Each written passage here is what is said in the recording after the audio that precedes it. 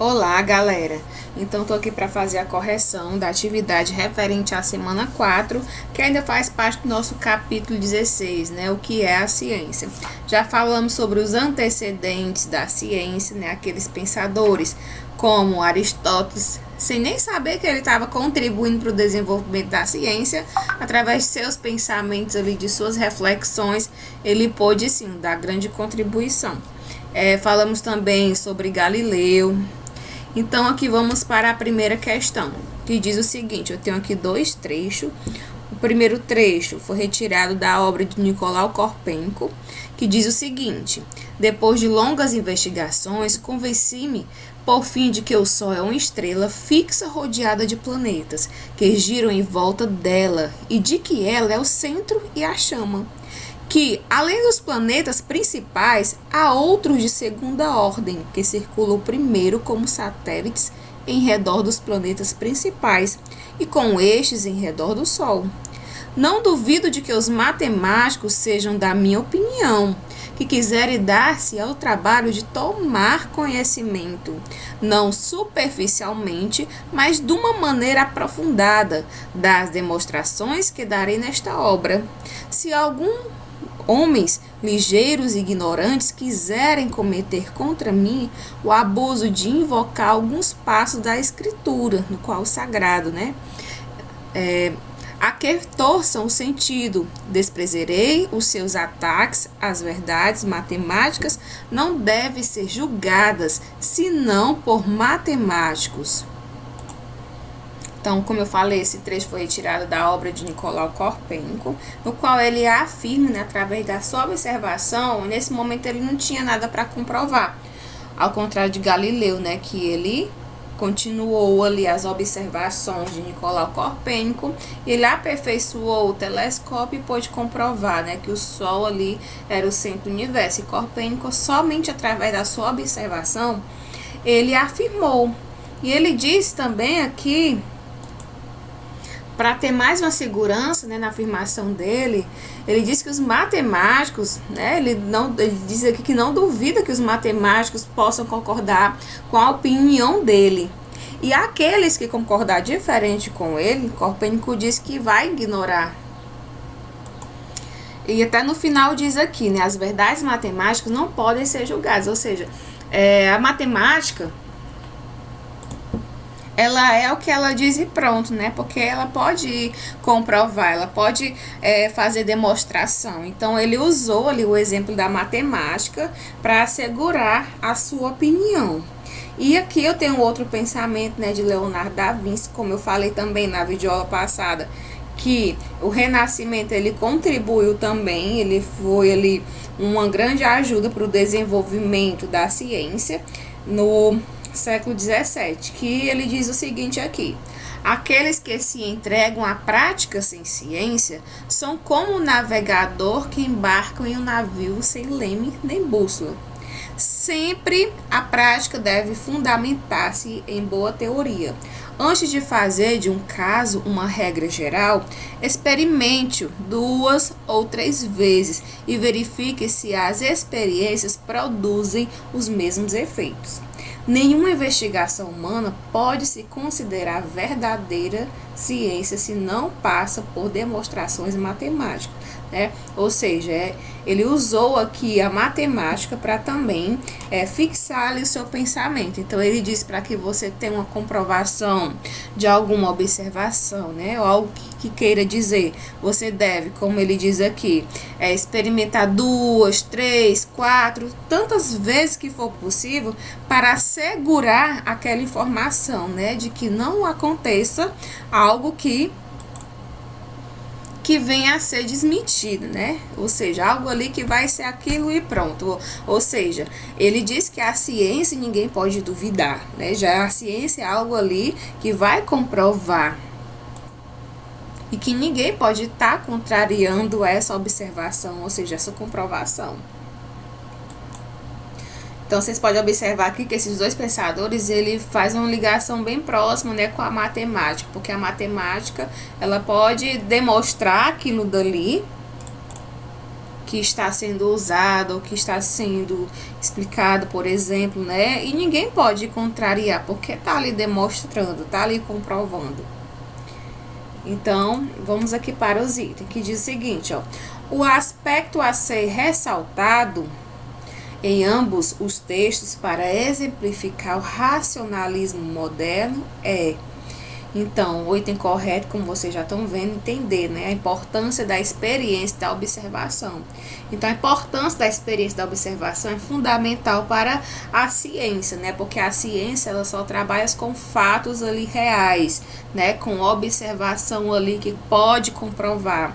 Então, a importância da experiência é algo bem fundamental para a ciência, também como a observação ela é. Descartando aqui o A, né? A fé como guia da descoberta, né? A fé, a ciência diz que é algo ali que não pode comprovar, não podemos ver. Então, é algo racional. Então, já exclui imediato. B, o senso crítico para se chegar a Deus. Não tem nada a ver, né? Com os dois trechos que eu li. A C, a limitação da ciência pelos princípios bíblicos. Também não tem nada a ver, né? Porque a ciência ela não tem limite. Cada vez que ela faz uma descoberta, ela é sujeita a fazer outra e assim vai. Não tem limite. Então, o que está dizendo a limitação da ciência não tem nada a ver. E não é o correto porque o princípio da autoridade e da tradição, né? Então, a autoridade não tem nada a ver também para o desenvolvimento da ciência e para as suas comprovações, o que tem de realmente a importância, como falou, que da experiência e da observação, tá ok? Vamos para a segunda questão. Segunda questão, ela tá pedindo para você marcar o item incorreto sobre que está falando totalmente ao contrário sobre a revolução científica. Então, como vocês podem ver, o item C que diz o seguinte: a Revolução Científica foi um movimento de legitimação do poder absoluto monárquico e aumento do poder eclesiástico, né? Então, não tem nem nada a ver. A Revolução Científica, como você já sabe, que aconteceu ali no século XVII, que através de grandes pensadores ali, eles puderam comprovar para a humanidade, né, que o Sol ele é o centro do universo. E a partir disso, o desenvolvimento da ciência ele foi crescendo cada vez mais. Então, vamos aqui fazer uma leitura bem rapidinho dos outros itens. Ó. Item A. A leitura da gravitação universal foi formulada por Newton a partir da teoria heliocêntrica e da teoria do movimento dos astros. Então, depois de Galileu, né, através do aperfeiçoamento do telescópio, que pôde observar e comprovar para as pessoas que o Sol realmente sim é o centro do universo, como afirmou Nicolau Copérnico, até como ficou conhecido como Revolução Copernicana. E aí vem Isaac Newton e vai criar as suas 3 leis fundamentais da mecânica, né, que vocês estudam aí em física.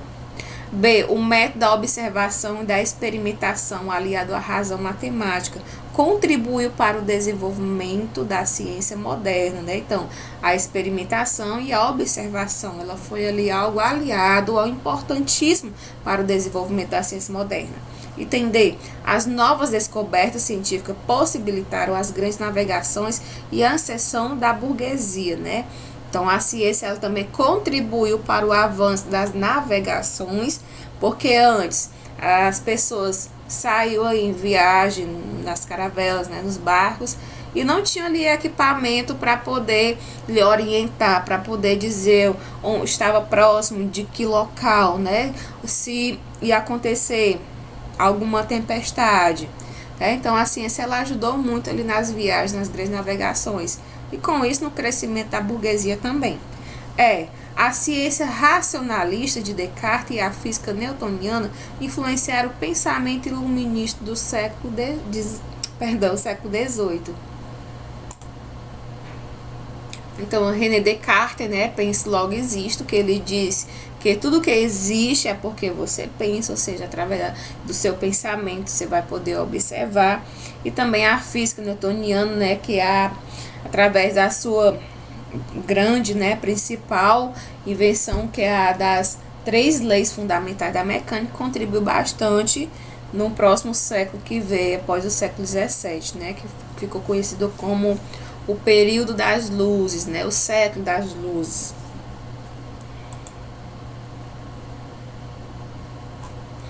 A terceira questão. No contexto da Revolução Científica levada a cabo no século XVII, as pesquisas de Galileu Galilei foram decisivas a respeito da vida e a obra de Galileu. Assinale a única alternativa que não está correta.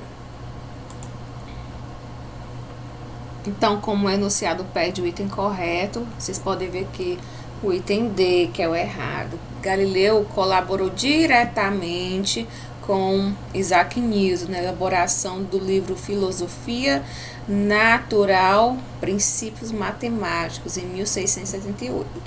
Né? Então, isso aqui é a afirmação errada. Então, primeiro de tudo é errado, né? Porque essa obra ela não foi publicada em 1678 e sim no ano de 1687.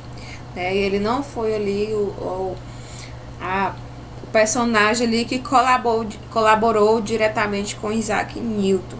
Né? Teve outras pessoas, outros pensadores também e outros fatores que também contribuiu para o Isaac Newton na sua elaboração da sua obra. Então, item correto, né? Item errado, o item correto. Os itens corretos quer dizer, né, que item A, Galileu desenvolveu o telescópio a partir do aperfeiçoamento de lunetas e lentes, já foi dito para vocês. Item B, Galileu elaborou teorias consistentes sobre o movimento dos corpos, sendo a lei de inércia uma expressão dessas teorias. Galileu foi submetido ao Tribunal da Inquisição para esclarecer suas opiniões a respeito do movimento do planeta Terra em torno do Sol, né? Que um momento ali de sua vida ele foi chamado, né, para conversar com os religiosos e ele foi obrigado a discordar com aquilo que ele poderia comprovar, né? Senão ele poderia ser condenado à morte. E mesmo assim ele passou um tempo em prisão domiciliar, que ele até dizia assim, que poderia condenar ele de todo jeito que fosse, mas a Terra, ela nunca ia ser o centro do universo, e sim o Sol. Então o ser humano ele podia fazer o que quisesse, falar o que quisesse, mas o que estava ali no centro do universo seria o Sol e pronto. Item Galileu conseguiu observar por meio do telescópio as imperfeições da Lua, como as crateras que nela existem, né? Então, através do telescópio, como as pessoas afirmavam que a Lua ali era perfeita, bem redondinha, né? Que surgia à noite para brilhar ali no momento da escuridão. Então Galileu ele pôde observar a sua imperfeição e observou que lá existia várias crateras, né, vários buracos ali na Lua. Quarta, o conceito de revolução científica envolve as novas concepções sobre a natureza e os métodos de investigação das ciências naturais, que predominam a partir do século XVII. Assinale a opção que combina dois marcos de revolução científica. Então, como vocês podem observar, né, o item correto em que está unindo ali dois marcos de revolução, que foi a teoria heliocêntrica do Nicolau Copérnico e a lei da gravitação universal de Isaac Newton. Que esses foram os dois marcos ali importantes, né, que deram, podemos dizer, um tchan ali na revolução científica, né, que é a teoria heliocêntrica e a gravitação universal, que Newton ele estabeleceu a intensa relação entre a experimentação e a matemática, que sua investigação ele utilizou a metodologia que foi resultado da experiência de Galileu, né, que da astronomia também. E ele estabeleceu muitas maneiras até chegar ali no ponto central da sua investigação, né, da observação da unidade teórica entre os movimentos da Terra e dos demais planetas, que foi daí que ele criou as 3 leis mecânicas fundamentais. Que essas leis, como eu já falei, né, vocês introduz mais sobre o conteúdo dela na disciplina de física. E agora a questão 5, que diz o seguinte: a filosofia encontra-se escrita neste grande livro que continuamente se abre perante nossos olhos, isto é, o universo, que não se pode compreender antes de entender a língua e conhecer os caracteres com os quais está escrito. Ele está escrito em língua matemática. Os caracteres são triângulos, circunferência e outras figuras geométricas, sem cujos meios é impossível entender humanamente as palavras. Sem eles, vagamos, perdidos dentro de um obscuro labirinto. Então, esse aqui foi um trecho retirado da obra de Galileu, né, que o nome da obra é o Ensaiador. Então, a pergunta da questão é: no contexto da Revolução Científica do século XVII, assumir a posição de Galileu significa defender, né, ou seja, você se coloca no lugar de Galileu, no qual ele enfrentou, né? Ele praticamente insultou ali a igreja. Ele fez as pessoas, fez a igreja perder fiéis ali, acreditando no que ele disse, né? Então, assumir ali a posição de Galileu significa defender o quê? Como vocês podem ver, o item correto tem C, que diz o seguinte: oposição da nova física quantitativa aos pressupostos da filosofia escolástica, né? Ou seja, estava contrariando a filosofia escolástica. Escolástica, como vocês já sabem, ou se não sabem é porque esqueceram, né? Faz parte. É uma filosofia religiosa, né? Que pode ser considerada como um método de pensamento crítico que influenciou as áreas do conhecimento das universidades medievais. Então, é ali a religião influenciando o conhecimento ali da humanidade, das pessoas. Então, Galileu estava posicionando ali a nova física, né, a nova teoria ali do momento, que podia ser comprovado, contrariando as ideias da filosofia escolásticas. Vamos para a 6ª questão. Assentado, portanto, que a escritura, em muitas passagens, não apenas admite, mas necessita de exposições diferentes do significado aparente das palavras, parece-me que, nas discussões naturais, deveria ser deixadas em último lugar. O texto extraído da carta escrita por Galileu em 1564, né? Galileu morreu em 1642, cerca de 30 anos antes de sua condenação pelo Tribunal do Santo Ofício. Discute a relação entre ciência e fé, problemática cara no século XVII. A declaração de Galileu defende que, então, item correto, item E, que diz os intérpretes precisam propor para as passagens bíblicas sentidos que ultrapassem o significado imediato das palavras. Ou seja, o que está querendo dizer? Galileu está afirmando aqui que as pessoas, ao ler a Bíblia, né, ou estudar a Bíblia, devem pegar o que está escrito ali e interpretar de maneira científica, né? Interpretar de outra maneira, não como a maneira ali religiosa, que foi Deus que criou o universo, né? Que foi Deus que fez ali o ser humano, que nós temos que acreditar no que está escrito ali, né? Galileu diz que não. As pessoas devem seguir sua religião e entender de forma ali científica, né? Não da maneira ali que os religiosos faziam com que os fiéis acreditassem, seguissem a sua crença. A 7ª.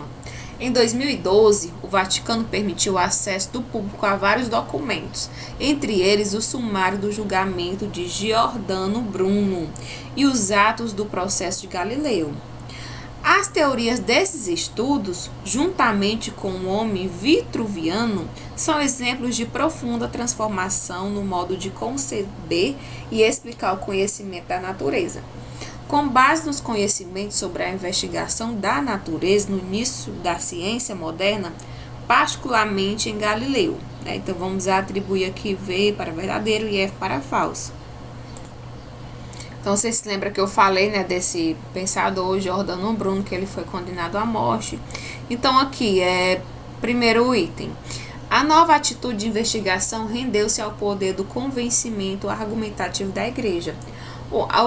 A ponto e o próprio Galileu, ao abjurar suas teses, ter se convencido dos equívocos de sua teoria. Lógico que é falso, Galileu ali, ele não admitiu ali que estava errado em suas teorias, em seu pensamento. Então, falso. Segundo ponto. A observação dos fenômenos, a experimentação e a noção de regularidade matemática da ciência abalaram as concepções que fundamentavam a visão medieval de mundo. Então, a partir do momento que você acredita só naquilo e vem outra pessoa e vai lhe provar ao contrário do que você pensava, lógico que de certa maneira vai causar um abalo alimentar, um abalo ali na humanidade, Então, é verdadeiro. Então, Galileu, ele, como disse, ele insultou ali a igreja, ele fez a igreja perder vários fiéis, e isso foi algo ali imperdoável para os religiosos.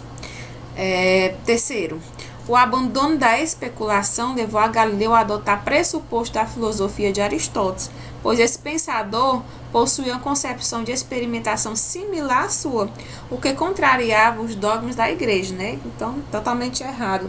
Galileu, ele não concordava com o que Aristóteles afirmava, Apesar que Aristóteles ele ter contribuído para o desenvolvimento da ciência com o seu pensamento, com a sua observação, mas o que ele pensava, o que ele observava, não estava de acordo com Galileu. Aristóteles defendia a teoria geocêntrica, podemos dizer, e Galileu, como você já sabe, foi da teoria heliocêntrica. Vamos aqui para outro. O método de investigação da natureza restringia-se àquilo que podia ser aprendido imediatamente pelos sentidos, uma vez que o que está além dos sentidos é mera especulação, Então, o que está além dos sentidos não é apenas mera especulação, é porque você pode pegar, você pode ver, tocar. Último, uma das razões mais fortes para a condenação de Galileu foi sua identificação da imperfeição dos corpos celestes, o que contrariava os dogmas da igreja, Então, a partir da observação de Galileu, com seu aparelho ali, aperfeiçoado telescópio, ele pôde ver a imperfeição ali dos corpos celestes. Um deles, como já foi citado, a questão da Lua. Ele detectou que a Lua tinha várias crateras, algo que jamais a igreja ia afirmar, que o universo era imperfeito, Esse universo foi Deus que criou, porque Deus que vai criar algo tão imperfeito. Próxima questão. Galileu Galilei é considerado um dos grandes nomes da história da ciência, graças às suas revolucionárias observações astrônomicas. Por meio do telescópio e aos seus estudos sobre o movimento dos corpos, Ou seja, também através entre o movimento da Terra e dos demais planetas, Por que agora está de dia, por que agora está de noite. Então, através disso ele pôde observar que tinha um movimento ali, tinha algo ali que mudava, que não era perfeito. Questão 9. Galileu, ao conceber a ciência, valoriza a experiência e se preocupa com a descrição quantificada dos fenômenos. Tal descrição torna-se possível porque ele faz a distinção entre qualidades primárias e qualidades secundárias. De acordo com o exposto acima, o que é correto afirmar? Então, a qualidade primária é algo ali intrínseco, algo ali fixo, algo imutável, que não muda, o ser, que jamais vai se modificar. E as qualidades secundárias são as transformações que acontecem. Então, o item correto, o item A, que diz somente as qualidades primárias devem ser levadas em consideração pelo cientista, ou seja, o cientista ele vai observar e através de experimento ele vai comprovar que aquilo dali existe, aquilo dali é real, né? E as secundárias ele não pode estar comprovando porque sempre vai mudar, ele é transformador de si mesmo. A questão 10ª, agora é a última, que diz: a filosofia encontra-se escrito nesse grande livro que continuamente se abre perante nossos olhos, isto é, o universo. Ele está escrito em língua matemática. Os caracteres são triângulos, circunferência e outras figuras geométricas. Sem estes meios é impossível entender humanamente as palavras, ou seja, somente através da matemática, né, algo ali que nos traga segurança, a gente podemos entender o que alguma coisa é real. Sem eles, nós vagamos, perdimos dentro de um obscuro labirinto. De acordo com o texto acima e com seus conhecimentos sobre a ciência da natureza em Galileu, assinar a alternativa correta. Esse trecho foi até já citado, né, numa questão aqui anterior. Então, o item correto entender, que diz: um dos aspectos centrais da ciência da natureza em Galileu está na realização de experimento com auxílio indispensável da matemática, né? Então, aqui no desenvolvimento da ciência moderna, a matemática é algo ali inseparável da experimentação para o desenvolvimento da ciência. Então, aqui, pois para ele a matemática é o meio instrumental capaz de enunciar e traduzir as regularidades observadas dos fenômenos naturais, tá ok? Então, os pensadores aqui dessa época que afirmavam que concordava com a teoria heliocêntrica, ele dizia que o instrumento fundamental, né? Sem esse instrumento não poderia ninguém comprovar o que estava pensando ali, né? No qual esse instrumento seria a matemática. Então, galera, qualquer dúvida pode falar comigo que estarei à disposição, tá ok? Então, até a próxima e um grande abraço.